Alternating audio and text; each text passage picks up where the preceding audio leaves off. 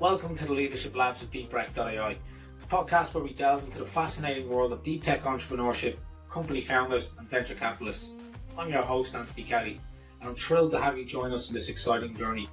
In each episode, we explore the minds behind groundbreaking technologies, the visionaries who dare to push the boundaries of innovation, and the investors who fuel the growth of tomorrow's game changers. Hey Dimitrij, welcome to the show. Good to finally have you here. Thank you. Thank you for inviting me. I'm good. I'm good. Actually, very busy, very stressed, but yeah, still here. It all it all comes part of being a founder, trying to have holidays and try to enjoy the holidays. It's a pretty hard thing to balance. I don't know if anyone's found it yet. Yeah, that's so true. Like, to be honest, for me, holidays, I don't really need them because I already enjoy every day what I'm doing. But for example, for my girlfriend, it's an important thing to have. So that's why I just had to also go for holidays. I know the feeling. I'm happy taking the minimum, but I get told it's nice. It's nice to take time off, but I mean, it's also nice to get to stay on top of your work and not go behind, right? To be honest, I definitely understand like going for holidays is very important because sometimes it's not like you're burning out, but definitely you're overworked. So it kind of feels, that you're stressed and you need some time for yourself to recover again. Let's call it recovering. Or and Yeah. or. Um, I do also feel though the hardest thing about going on holidays or preparing to go on holidays is like the 2 days before you go away and then the 2 days when you come back, where you've got to basically do 50% extra every day to cover for the week you'll be off. Definitely, yeah. And also, like if you're lucky, no one will call you during your holiday. If not, things might Unlucky, happen. But yeah. unlucky for your girlfriend. Look, for everyone listening, today's guest is Dimitrji Lewin. He's a co-founder at NovoAI, and look, I've spoke to Dimitri about some of the topics that we're going to cover on this, and really interesting stuff. I can't wait to get into it about how he sort of introduced the leadership strategy, having this from the first time and bringing that into the business from early days, as early as onboarding, which we will cover. I really liked it, so I hope you do too. But before we get into it, Dimitri, tell us a little bit about yourself. Tell us about your background. What got you to being a co-founder today? All right, sure, thanks.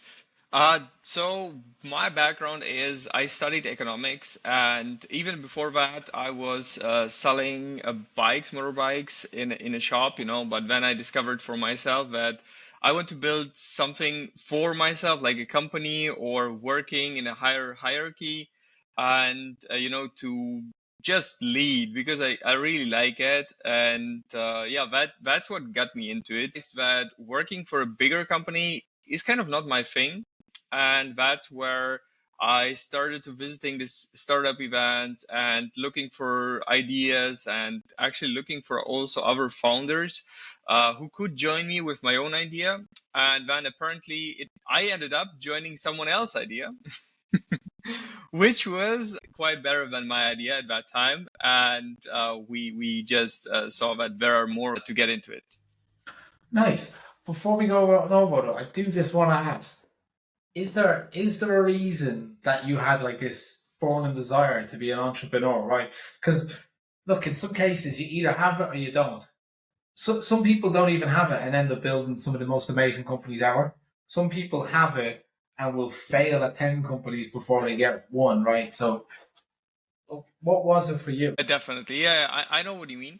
I would say it's part of my personality that taking the lead, and even back there in school I was trying to take the lead, not always, but in most of the cases whenever no one like cared about, maybe let's say a group project, I was starting it, so I was initiating it and I was going for it. So it's part of my personality. And then also working on something I love was the other part. So for me, when I don't understand, like why should I work on something, like I lose the motivation. And here I defined for me what the goals are, what I want to work on, and it's just a different thing. Yeah. Nice. So then, Novo, what what happened? How did you meet the founders? Yeah. So I found my co-founder Hemant during an event in Hanover, actually. He introduced the idea of collecting machine data in production. And at that time, actually, it was amazing because no one even was thinking so much about using data, but he was already thinking of how can we first collect data and then use it. So he was even thinking the part before that, because else in data engineering it's like this, shit in, shit out. So if you have bad data, you cannot have good predictions. And Uh, that's how I met him. We started the company together. Right now we're 3 years old. Actually, what we are doing is we are an IoT company specializing in the production industry. We have committed to continuously collect data and analyzing it in the production machines to optimize the processes. So our goal is to help companies prevent unplanned machine downtime and quality loss in the process. nice. I remember going back a couple of years ago where IoT was hype. I guess kind of the way like autonomous driving was, and people were saying, "Oh, very soon when your alarm goes off in the morning, your coffee machine is just gonna have an espresso there for you when you come down the stairs, and you get a text message at 6:05 or when you pass a Way or an Aldi to say." Your fridge is telling you you've no milk and you're passing the shop now. Realistic. To be honest, actually, I would say I'm seeing kind of the world right now different from an entrepreneur's eyes. I'm looking at this kind of features as, is it a nice to have feature or is it a must have feature?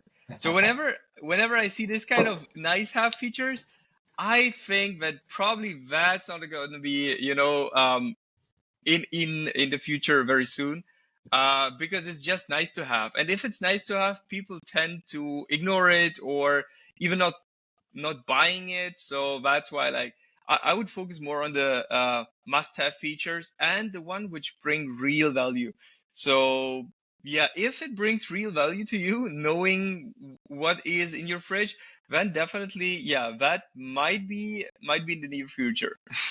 Or Google could do it for data collection. But look, exactly where you're talking about it, coming in as a founder, how you look at things differently. So you mentioned you talk about like what's must have, what need. I guess what else is there to it? Like obviously there's more than just looking at financial spreadsheets in the world in terms of like, there was a potential World War III, oil crisis. How have you adopted your mindset to think differently? Yeah, I think one of the crisis, Corona crisis, that was bad for the world and kind of for us in general, was good for our industry. Especially because people became more digital, and it also kind of raised this awareness of how far we are from really being digital. In Germany, actually, they started to get funds from the government to buy laptops, monitors for home office, and this kind of stuff. So uh, there you can see, like, we are not so digitalized, and I think this definitely is also part of what is happening in the production industry. So we discovered that the CEOs of the companies and the CTOs, because there were no employees in the shop floor, in the production, we discovered like how vulnerable they are to this kind of stuff. So digitalization became a very important thing for them, and right now it's kind of also pushing us and boosting the business at all. What about you? What do you do differently about yourself, whether it's journal, whether it's day planning, yoga, meditation, to balance out Yeah, skiing, of course? yeah, skiing. Yeah, yeah. I became recently a fan of skiing again, just after some years. So yeah, for me, I would say it's whenever I find some time, I start reading new things, or actually rereading old books, which I find very helpful. And whenever I start and it's like, oh, okay, I'm maybe the day was so long and I don't really want to do that, but once I'm done with 3, 4, 5 pages, I feel refreshed, and I get new ideas. So right now, I'm also reading the biography about Amazon, and it's really interesting how the company got up, how they got through tough times. So that's for me actually refreshing, like reading this kind of books. I have that. I get the feeling based on extreme ownership, which we will talk about. We read a lot of the same stuff, and I know what you mean. Like some of these self-help business books, and some of them just don't get you right. They're really hard. I read the Amazon book about a year ago, I think it was when I was on holidays. Really liked it too, and I mean, what really shines through is that they just kept everything the same. They had it since the start, and they were like, this is it." Uh, I think even they spoke about like wanting to introduce like a new pillar, and you really had to go through like this crazy, incredible process that if you even, and they were like, if you want to waste their time with changing something that we do, you've got to like make sure that you have all the information about it to know that it's better than what we're going to do, or else just don't come in. Yeah, yeah, true. That is so true. And that's kind of the amazing part of it, that they started with this kind of, culture from the beginning, and they just push it right now also, even after being like 20 years old and being a huge company, like amazingly huge, and everyone knows this company. So, and kind of this goal also, like just think like it's the first day. Just think like, this kind of mindset, that's what keeps them refreshing and innovating. They started off as a bookstore and have now come into a tech powerhouse, which is incredible. Um, Wanted to ask as well before we jump into it and leadership, co-founder roles. How did you look to split them up? What was the deciding factors? I would say definitely the background. That is the most important thing. So right now we are three co-founders. One is taking care of all the data, all the algorithms. He's our CTO, and then we have Hemant. He's the CEO. But actually, he's also taking care of a lot of things. Like in general, there's no in startups. I would say in general there's no this role where you say I'm the CFO and I'm just taking care of whatever a CFO at Amazon would do. Like that's not the case. That definitely is not the case, So, for No. example, for me, I'm the CFO and I'm taking care of sales, finance, marketing, even administrative stuff. So it's a lot there. And also for my co-founders, it's the same. So they do also everything else, and even going on fairs. That means you have to go there. You have to go there because sometimes you have people who want to have like a more or deeper introduction into what you're doing, and then only the CEO can explain, for example. Now you spoke about how you used to work at a bike shop. So now you come in to be the CFO, pitching for investment, managing funds, even managing the sales process. Like how do you look back and you can see that massive change, but the only thing in between is education. Do you feel that your education had you prepared to be this sort of co-founder, or what else has happened to, I guess, be a Swiss Army knife, right? And I guess you use the three Swiss Army knives, but all in different areas. But yeah, Yeah, yeah, definitely. So I would say education here is one of the key factors, probably like 90% of it. I cannot really distribute it, but also for example, my brother, he started his own company even when he was in his studies. And like looking at him, that he started a company, I felt like that is something interesting, because at the end of my studies, I had this.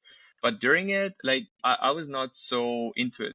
And even getting into studying economics, before that, I also started to read a lot of books, and it started all from sales, or in sales it started because I wanted to become a really good salesperson. So that's where I started to read all the books, get into psychology, like all of this stuff, and also into that was kind of like a second part of my education or self-education.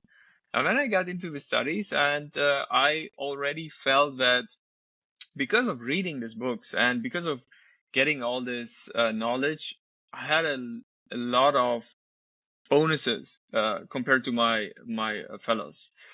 So yeah. Perfect way to lead us into it. So really enjoyed how you were talking about extreme ownership by Jocko Willing, how you've used this to set up your leadership strategy. Look, kick us off there. Look, it's a book. I'm going to order it. I'm going to have it in. I've got about 100 pages left of the Nike book, Shoe Dog. So that's extreme ownership is going to come in next. But yeah, tell me what's it all about and how has it impacted you? Yeah, definitely. So extreme ownership is one of the books which I referred just before. Like one of the books I know, but I come back to read it again and again because Jocko Willing, he's a Navy SEAL, and he talks about how he learned those leadership styles and how he got into it, and he wants to give it to other people and show it. And this is one of the things I really love about him, that he shares his knowledge. Like not everyone would do that. And uh, so in this book, he talks about how you should be, as a leader, responsible for your team. Winning or losing, you are responsible, no matter what happens. And you have to take the responsibility for failures and success. So that is one of the major things, like really taking, because I don't feel that in our days right now, a lot of leaders are taking responsibility. And for me, seeing that there's a person who's really saying, I'm taking full responsibility, even if my employees fail, that is huge. Like I would say that's a game changer, because a lot of times, whenever something bad happens, the first thing people start to look for is someone to blame. And he doesn't do that. And I would say that is one of the major things about this book and him. And for example, also he says there is no bad teams, there is just bad leaders. So he always takes this responsibility on himself and on his leaders. So and some other points are, for example, that he says leaders must believe in the mission and communicate it. And that is so strong. And this is also true, because if you as a leader, you don't believe in what you're doing, why would people follow you? So that is another thing. Like and like as a leader, you can just not show weakness. Like, okay, like we are having tough times, and like telling this to people, that's kind of because it's creating this kind of cracks, and then the whole mission could fall apart. So yeah, that is very important here. Now, I'm sure you probably think of this the same way I do. You think and you relate, you're like, oh, great, it's very easy for them to do that, right? They're in the army, it's a Navy SEAL. They've got history of it messing up, history of chain of command, how communication is done, training. They've got a history of basic training and how intensive that is. Now, it's not something that people do, or even with that in the army, you do your training and it's followed up weekly, regularly inspections. How, or is it something that is a goal that you would like to do? Create processes behind training. Create when you come out of training, this is the process, this is how you've done it. And then essentially every task can be like a mission. And this is where when I thought you were talking about it, you have the ownership to give it, you own everything to give to them, but then you can then give back the ownership to them as long as you've done what you've done correctly. And if there's a flaw fundamentally in there, if it could be because you gave them the training, but you never gave them the follow up, or you never said, right, this is what we do in this particular situation. But it's one thing saying it, but if you don't have like a documentation to go to and say, this is what you do, this is how you do it, it's probably going to be a failure. It's going to be a mistake to happen. And that's where it's going to come back as Yeah, your true. fault, right? Definitely. And I would say even we don't have this accurate documentation on how to do things and how to communicate. And I would say that is something we have to work on. So I see that for example, just recently we were talking with my co-founder, and then we discovered we were even starting to have arguments.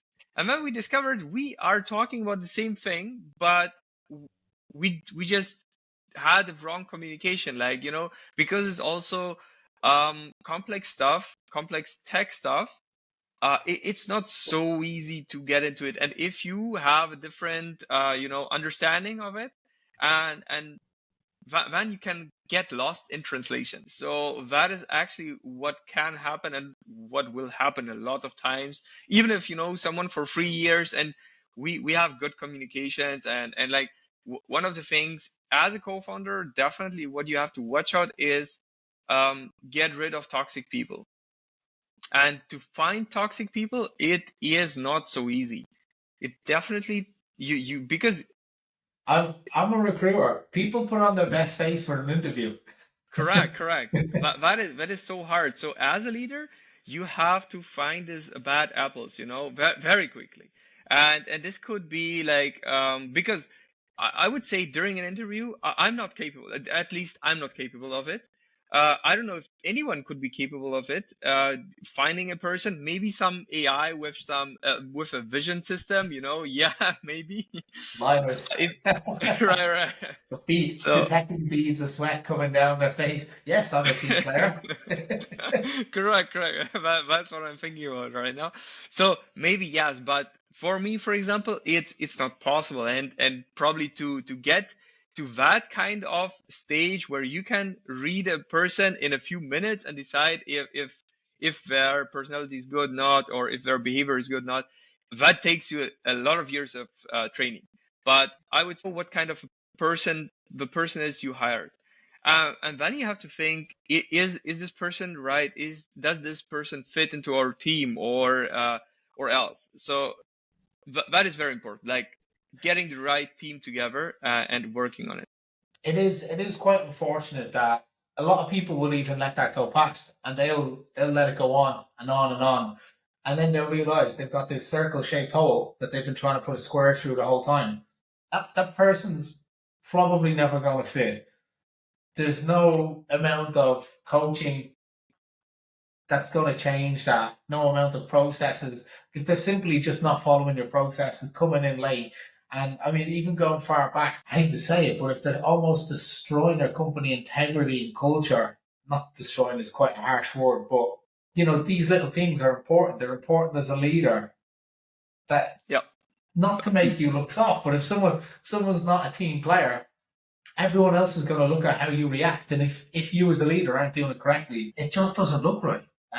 It's not going to. You'll never build the people that will be your culture architects to say, do you know what? I don't only believe in this business, but I believe in Dimitrij too, because he acts in the right way that he should, that I know he should, that I know based on how he interviewed with me, how he would. Right. Right. Yeah. And else, like if you cannot maintain this, then it's a dangerous path you're walking. And in a startup, for example, you have no time, and you have no time to deal with this kind of thing. This person a week ago, you should have fired him probably a week ago, or at least do it today. So that is kind of the thing, because we are working with resources with less resources than bigger companies, for example. So we have to use them more efficiently. So it's so important.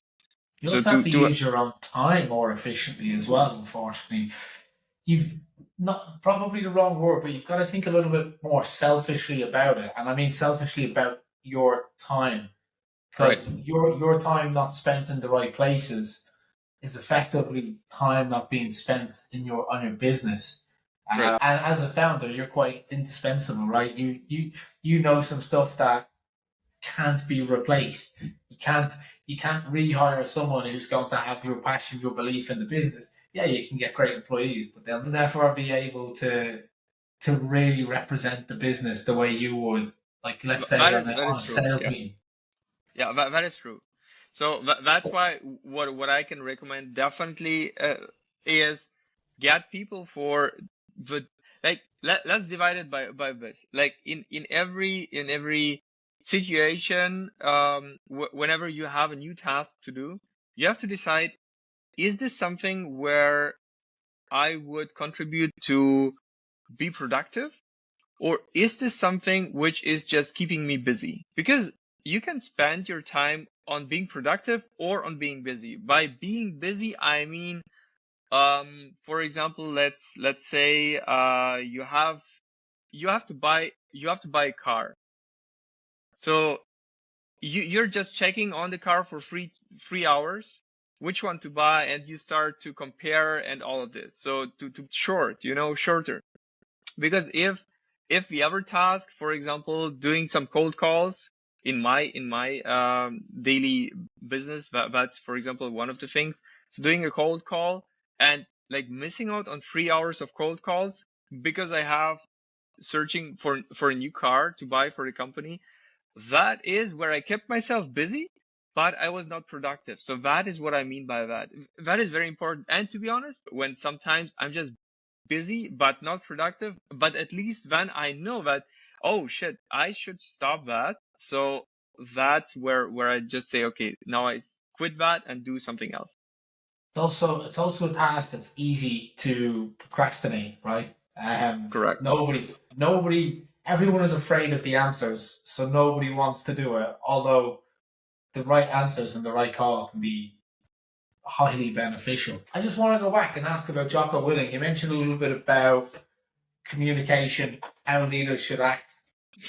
Where and how soon do you do that? Like, are you actively telling people about this in your interview process, in your onboarding process, then to, I don't know, weekly, bi-weekly, monthly? Like, how often are you enforcing and reinforcing? I guess you can call it Right. your mission. Right, right.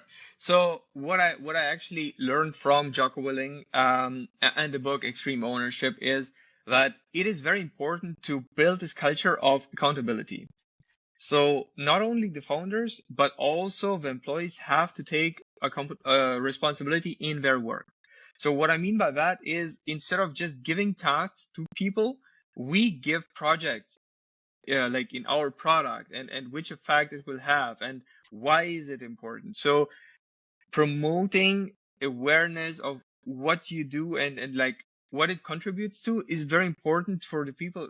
Maybe not for everyone, but at least for me it would be very important to know what I'm working on, what I'm contributing for, so to see a meaning in that. Really good people. Because when, for example, there are also definitely some tasks in every project, in every job, which are not like the best ones, which are boring. For example, in data engineering, it would be data cleaning.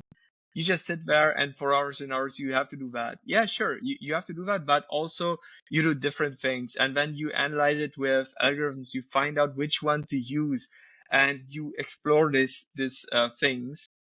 And this is what we do. We create these projects where people work on this project, and then they report to us, and then we together check like on the results.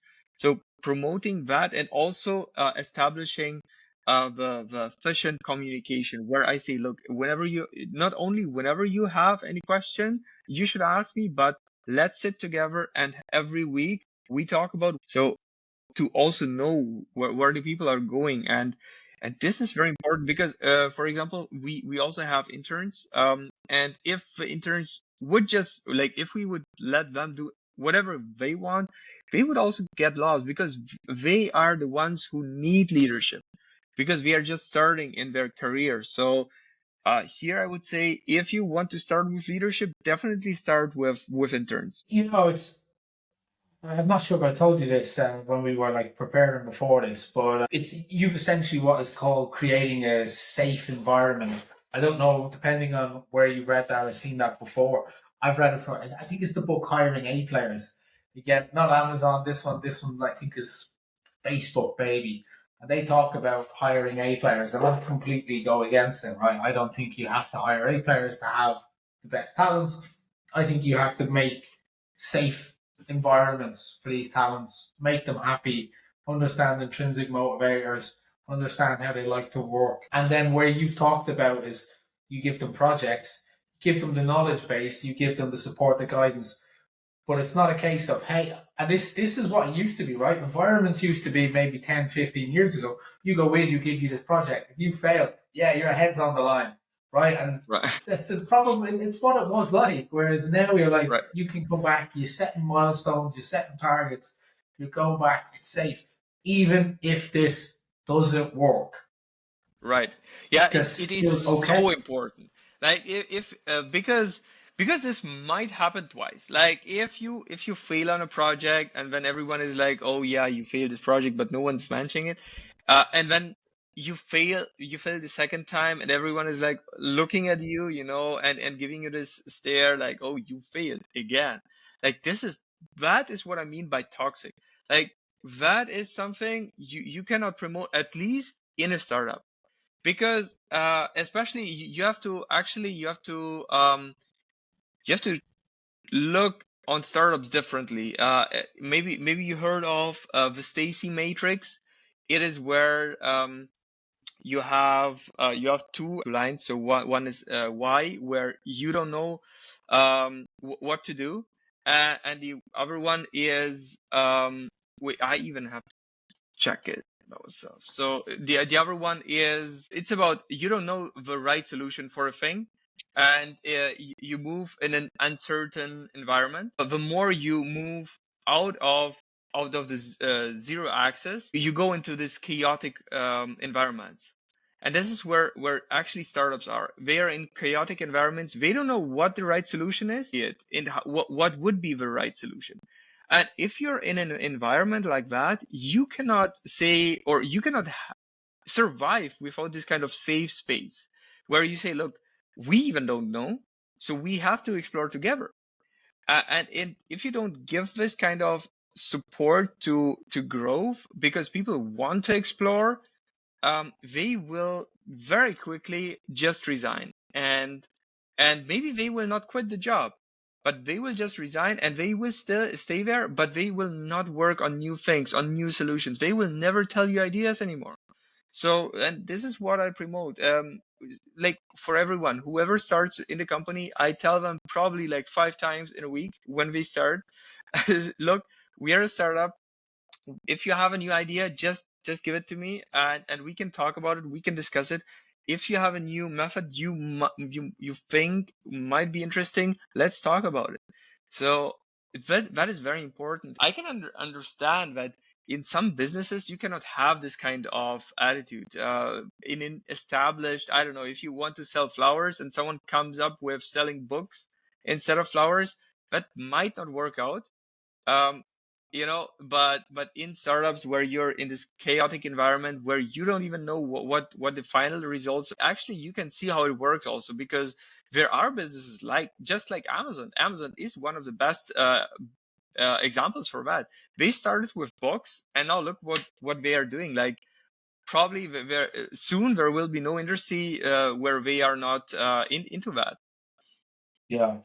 I mean, there is also elements of that safe environment with the next generation, the younger generation. I don't know the number off by hand, but they say millennials want to join a company where they feel valued, right? And some people are like, oh, how does it mean they feel valued? Some people say, all they want is dogs in the office. They want beer fridges, right? And I mean, yeah, it's granted they like that, but I'm pretty sure you might look at it, there's probably more millennials leaving Facebook and Google every week than what we probably even know, undividedly when you look at it. But they're also from these larger environments. They're not getting those safe environments to grow. They're coming in, they're a wheel in they're a cog in a production line, one small piece of the larger picture. Giving them that opportunity to improve they should reduce turnover. And if they stay a long time, I mean, they start to become your culture architects. These people will start to tell all the new interns, all the new juniors, do you know what? If you have an idea of how we can do this better, You tell me, and we can look to do it, and they'll start to repeat your message back, and that's how it's done. And I mean, look, it doesn't happen overnight, but it definitely, like, when it all seamlessly comes together, you might see yourself that you have a 60K engineer that would have more value than hiring someone who's on 300K at DeepMind, right? And look, I'm not just talking about values, I'm talking about not inputs of work, but morale, happiness, skills, creating that flow state within your team just works. And I think there's a lot of steps that can be done in that. And I think creating a safe environment to fail is number Definitely. one. But definitely, of course. So actually, when we talk about like this value, what an employee can bring, like value in general, whatever person can bring in the company, it depends definitely on the culture and on the team. If, for example, you have someone who has high skills and who's highly educated and who is actually that's what also what you need to be creative, who is creative, because when you're creative, you can think how you can use your old skills, knowledge to solve new problems, and get into new things, you know. So if that kind of a person is in an environment where everyone tells him, no, no, no, we don't want to listen to your ideas, that is where there will be no value for the company gained, like additionally. And if this person is like a 500,000 euro person per year, and all his good ideas are like kind of broken, and his mind is broken, and his mindset is like, okay, I resigned 3 months ago, that is something that can happen, and definitely probably is happening a lot in companies. But when you have maybe what we have right now, an open mindset, and also we are open for new ideas, and where even interns can tell us, look, I found this on the internet, I found this, I checked on GitHub, and I found some new methods to create new algorithms, and we just say, look, let's get into it. Let's have a discussion. Let's get everyone on board and start to check into it. Like, we cannot, of course, you cannot do it every day, but you can at least check these ideas and check out if they are valuable at all. And for us, that is very important. So you can have a person which maybe earns like 40K a year, but will definitely give more benefit if you're open and if you have this culture of, look, we are supporting your ideas, and because of that, you will also even be promoted, or whatever. Do you have time in the week for your team to have idea time? Or is it kind of personal research? I know someone that said something, I follow this GitHub, I don't know, I'm on Twitter, or I know there's loads of places depending on where you're looking for your information. Yeah. So what we do is once a month at least, we are telling, like, in the company, everyone is telling what he's doing or what he's working on. Probably in a larger company, you cannot do it with like everyone, of course, but at least you can do it with the people who you work with. So maybe it's 20 people, conversation or something like this. But for us, it works very well, and everyone knows who is working on what. That is important also for the culture again, like, not to just know that there is someone in my team's list, but I never spoke to this person before, I never saw this person before. It's also kind of, this kind of environment where you're kind of lost and you're not connected to the other people. So what we do is, at least once a week, we meet for an hour and we sit together and we talk about new ideas. And actually, this is more for development of the AI features. So what we do, and this is where I would say that's very important, to see where it's going, to see what kind of new ideas can we bring in. And also, because we are talking to our customers, from my side, I can bring in the customer feedback, and then we can kind of bring it into the loop where customer feedbacks generates new ideas for new features.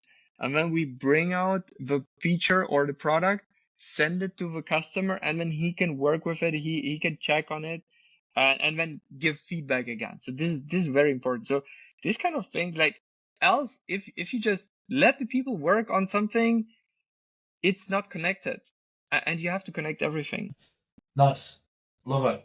I like the idea of it. I know some companies do bi-weekly lunches, just creative lunches. My personal favourite is I heard it on the High Performance podcast. Eddie Howe, manager of Newcastle United, he would get a different player every week for an hour. It's like a safe space, no judgment, no mobile phones. Everyone's there. For an hour, they talk about like some really important moments of their life. If people like grew up in poverty in Africa, to people who have lost their fathers, right through to, and I hate to say it, there was some players in there who had very middle class to upper class lifestyles because their previous parent was also a professional football player. I think like the way that, not necessarily, it's not going to drive creativity in a team, but there is a way that you could implement something like that to drive creativity as well. I'm sure there's, if it's already out there, I don't know, but I just really enjoyed it because obviously with them, they need teamwork. They need to understand each other. Um, it's nice to know, hey, how's Mary, your wife, right? It's just creates a little bit more bond.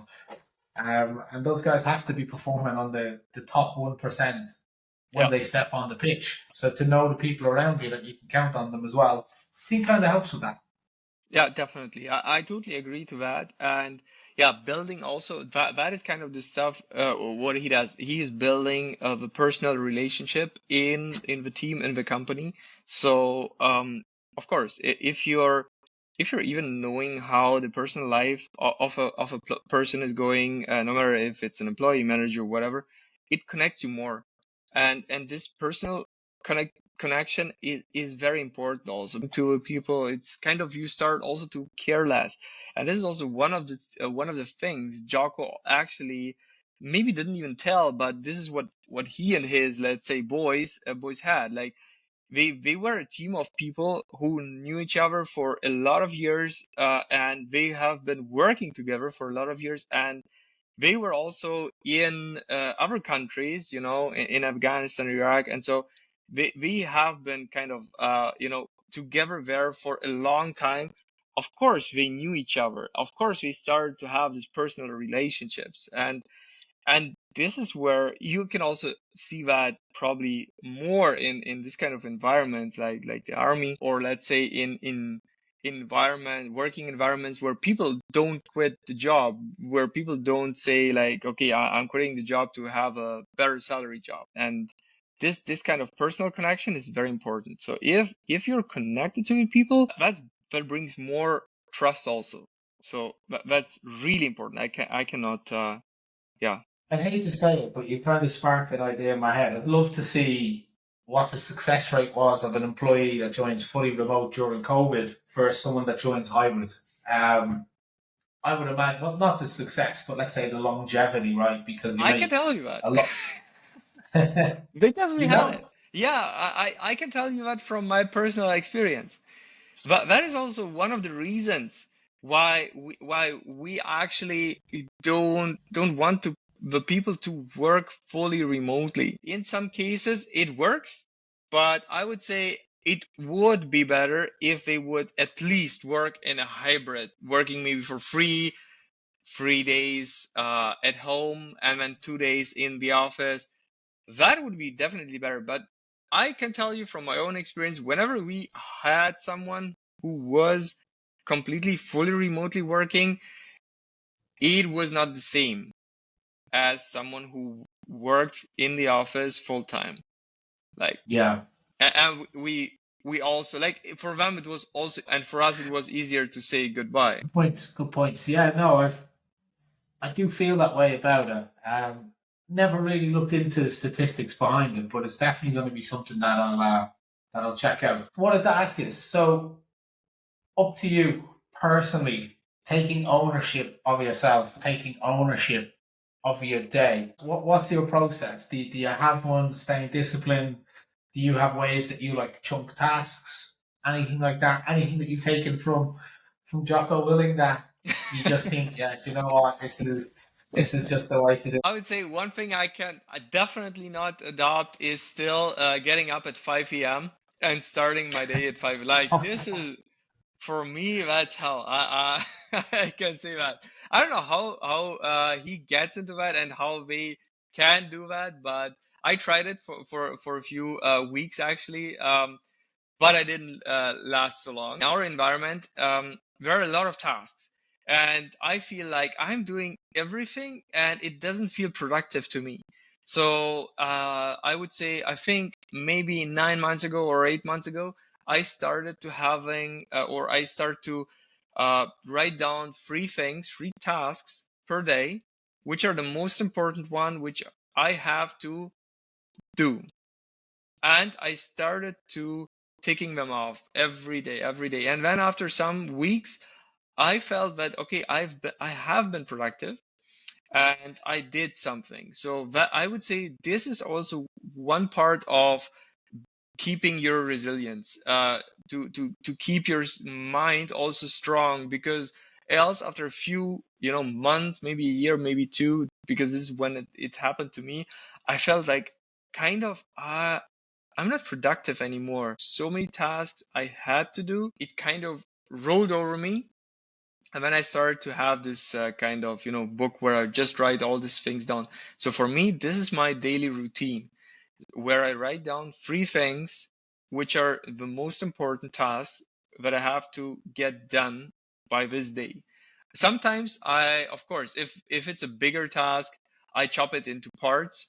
So some things like for example, even checking for 100 invoices and sorting them, that is also something which is boring, but you have to do it as an entrepreneur. So even that, then you can of course give it parts one, two, three, whatever. But at least like once you finished everything, I did this. And then after 1 week, you feel like you have been productive, motivational boost. And this is very important because uh, for probably when you start a company for the first 2 or 3 years, you're just going to be in research. You're just going to start to find out. It's not like you're going to have a finished product after 6 months and then you're going to start selling it.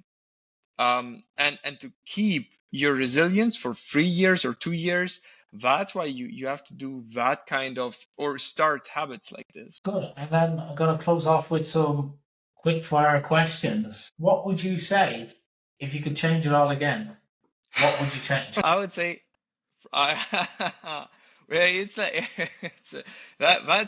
an interesting one, I would say if I could start completely all over everything and do it again, I would focus on the more productive things instead of being busy, because that was the time where we kind of didn't have anyone who was standing above us and telling us like what to do. We were the leaders, but even at that time we were not, I would say, experienced enough, so there are a lot of things which in the beginning especially are keeping you busy but not productive. So focusing on the product and directly on the customers, getting the feedback, that is what I would change. Nice, nice.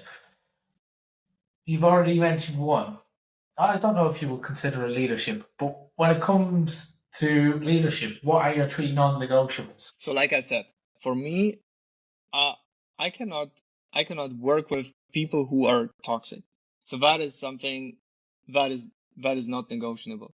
That is definitely, I would say, one of the most important things. Everything else will be fine. If you have a good team, that is very important. Like I would say, this is probably this one thing. I don't even care if we have salaries. If you have a good, amazing team and you know that you're working on an amazing product that will sell one day, that is fine. You can sustain that. And yeah, definitely, like having a good team. That is something that is very important. Final one to close off. I'll be surprised if I hear anything else as an answer for this. A book, content, or podcast that you would recommend for other leaders or founders. All right. So for leadership, definitely Extreme Ownership by Jocko Willing. That is so important. Like that will change your way of thinking about how to lead. I would say that is very good as a book. And then also uh, for I would say not podcast or something, but just start checking each where or like not young age, but what kind of speeches our entrepreneurs have on YouTube. That's a simple one. You can just check in, go and check for like how entrepreneurs think of how to start a company. What are their advices? For example, also the biography about Elon Musk is very good. So he tells like it's an honest book, I would say. He tells everything what he has been going through, and it was not nice. It was not this fun journey where every day a new customer came and he never had stress. He was so stressed. He ran out of money like so many times. But if you already know this kind of things and this kind of problems for being an entrepreneur, for being a leader, so this is very important because nothing is worse than hitting a problem and when you think you are the only person who has this problem and no one had it before.